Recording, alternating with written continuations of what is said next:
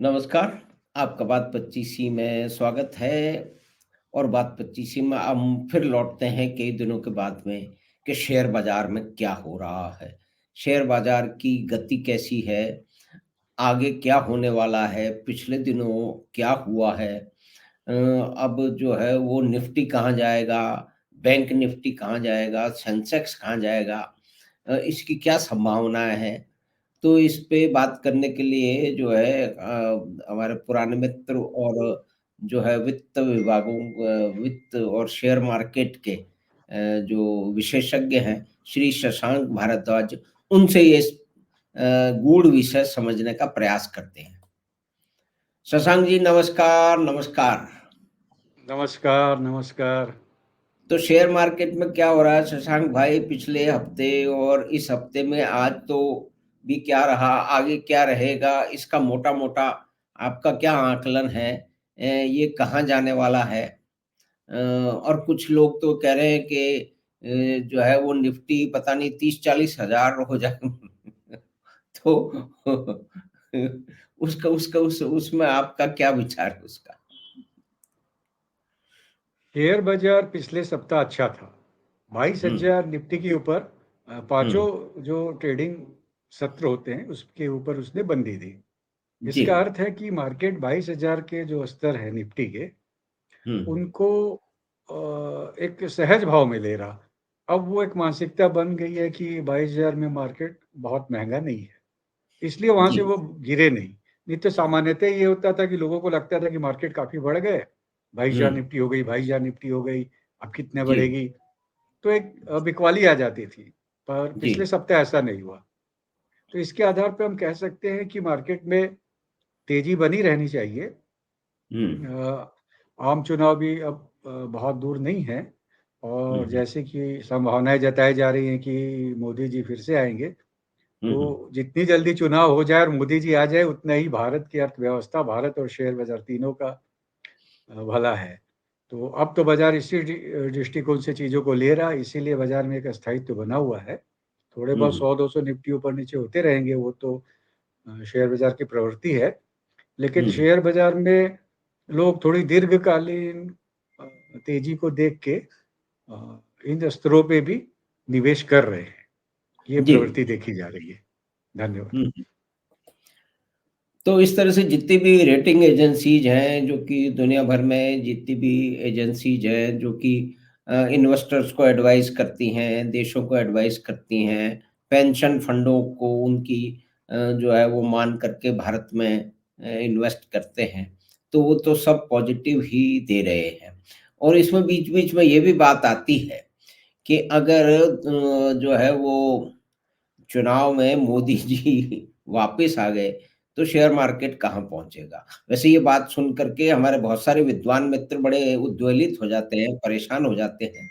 लेकिन share market का तो स्थायित्व से एक सीधा सीधा संबंध है कि अगर सरकारें जो है वो बिजनेस और जो व्यापार और उद्योग की सहायता करें, उद्योगपतियों के हिसाब से, मतलब सबके जो है वो सर्वांगीण विकास के लिए कुछ योजनाएं बनाए, तो वो पूरी इकोनॉमी के लिए ठीक रहता है। जिस तरह से आप जानते हैं, आप इस बात को अच्छी तरह से उसको समझा सकते हैं कि डिफेंस की जो इंडस्ट्री है, एचएएल कहाँ पड़ा रहता था, देखिए एक समय में आपको याद होगा 1000-1200 में पड़ा रहता था। अब 6000 पहुंच करके वापस 3000 से शुरू हो गया और फिर 4000 पहुंचने वाला है। डिफेंस के स्टॉक की क्या पोजीशन है, पीएसयू के स्टॉक जिसको माना जाता था कि सिर्फ डिसइन्वेस्टमेंट ही किया जाएगा, तब उनका जो है वो मूल्य बढ़ेगा।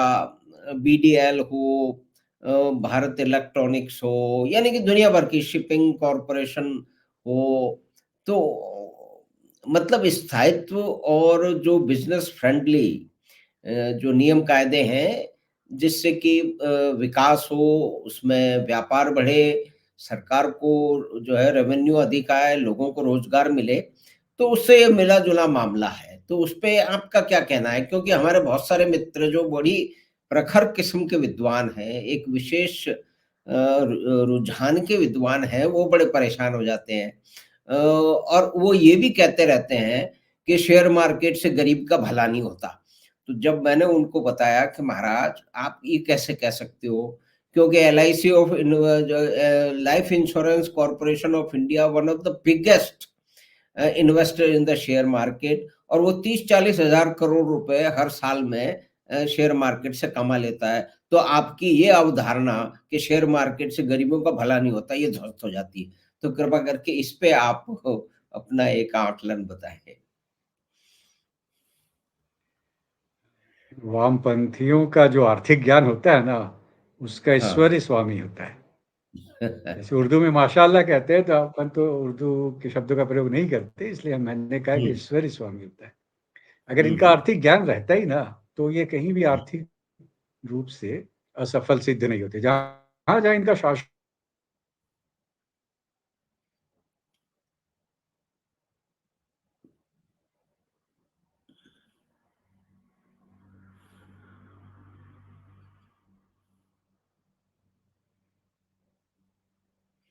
जी, आपका फ्रीज़ हो गया शायद।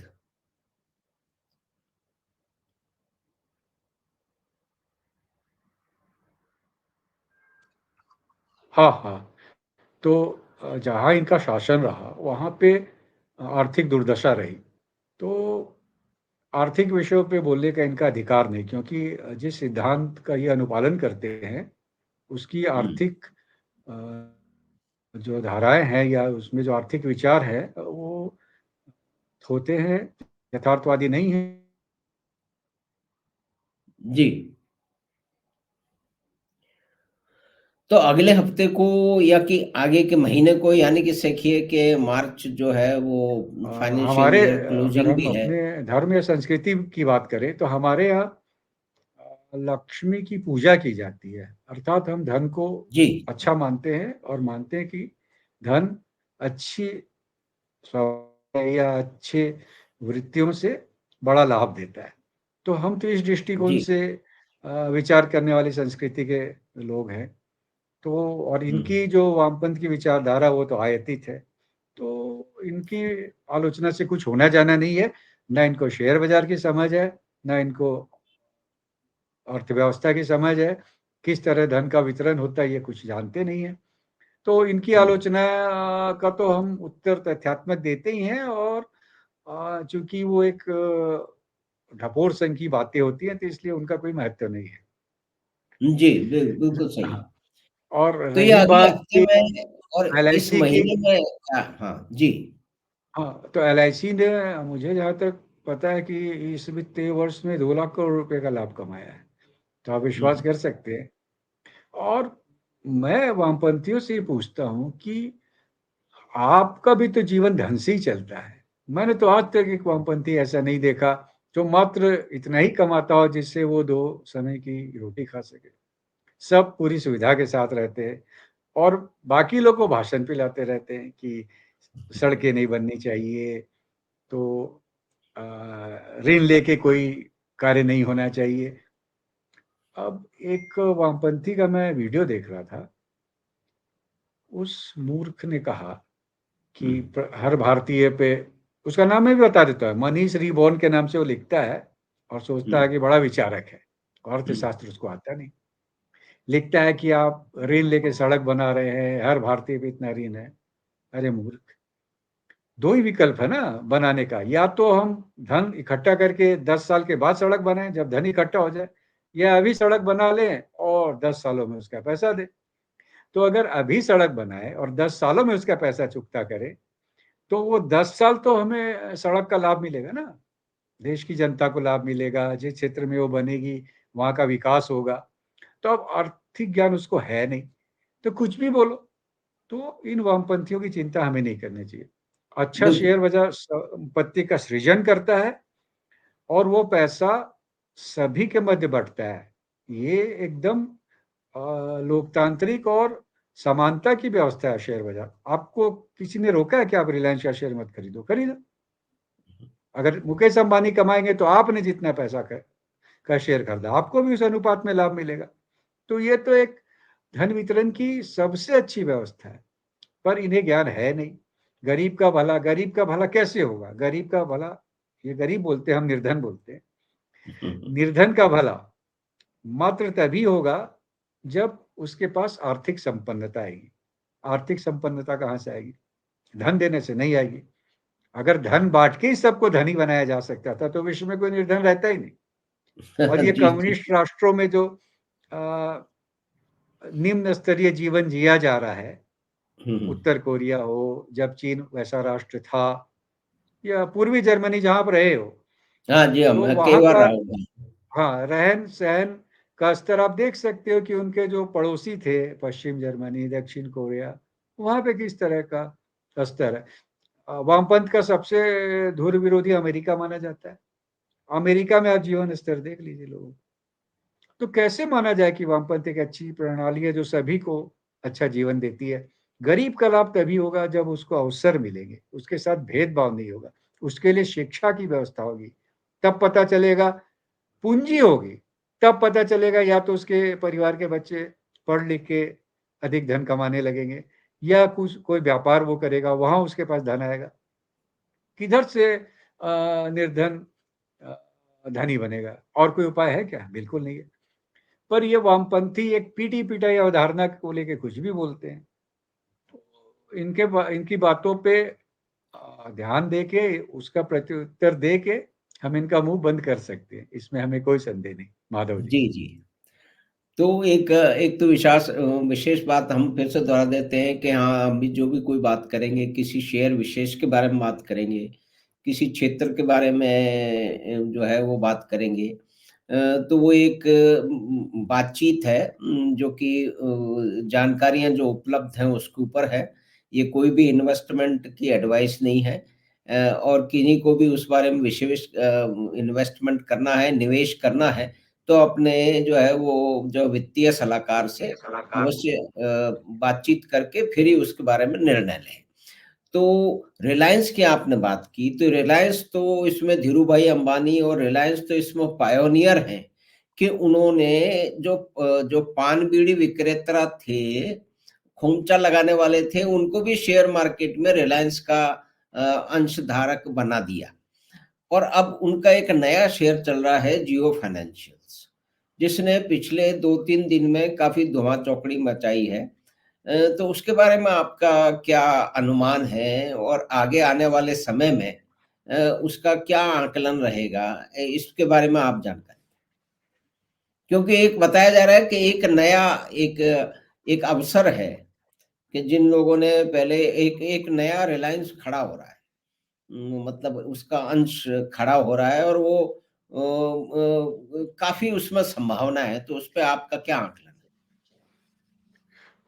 मुकेश अंबानी जी के 2 स्वप्न थे।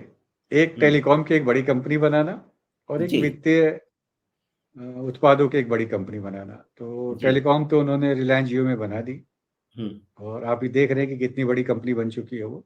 रिलायंस का हुँ, एक भाग है, लेकिन पूरे दूरसंचार में उसका काफ़ी बड़ा भाग बन चुका है।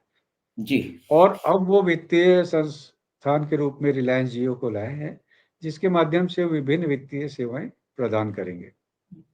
जी, तो रिलायंस का जो आकार है, जो उसके पास धन का सामर्थ्य है, जो उसके पास व्यवस्थापक हैं, उसके आधार पे ये लगभग सत्य है कि रिलायंस जियो आगे चल के एक बड़ी वित्तीय कंपनी बन सकती है। हुँ, हुँ, अ, जैसे उसने बीमा में अच्छा काम करने का सोच रखा है, म्यूचुअल फंड्स में वो विश्व के सबसे बड़े म्यूचुअल फंड वालों से टाई अप कर रही है। जी, और सबसे बड़ी बात है कि रिलायंस जियो के पास रिलायंस के शेयर हैं, होल्डिंग कंपनी के रूप में उसे मिले हैं। हुँ, तो हुँ, अगर उनका मूल्यांकन ले लें, तो रिलायंस जियो के शेयर बहुत अधिक महँगे नहीं हैं। हाँ, अच्छा, अभी क्या हुआ कि ₹250 से इसके भाव ₹350 के निकट आ गए थे। हुँ, तो बहुत लघु अवधि में बड़ी तेज़ी आई है, लेकिन मुकेश अंबानी की सामर्थ्य को देखते हुए, उनकी बुद्धिमत्ता को देखते हुए, ये माना जा सकता है कि रिलायंस जियो हर परिस्थिति में एक सफल अ, वित्तीय कंपनी बन के रहेगी। और हुँ, अगर ऐसा होगा, तो इसके शेयरों में यहाँ से भी एक बड़ी बढ़त देखी जा सकती है। अ, गि गिरावट पे तो इसको अवश्य खरीदना चाहिए, आप अभी भी खरीद सकते हैं, लेकिन अगर थोड़ी गिरावट आए तो आप जमा करते रहें। अगले 2-4 साल में इस कंपनी के पास बहुत ही व्यापक योजनाएँ हैं और उनको ये पूरा करेगी, तो एक बहुत ही बड़ी कंपनी के रूप में उभर के सामने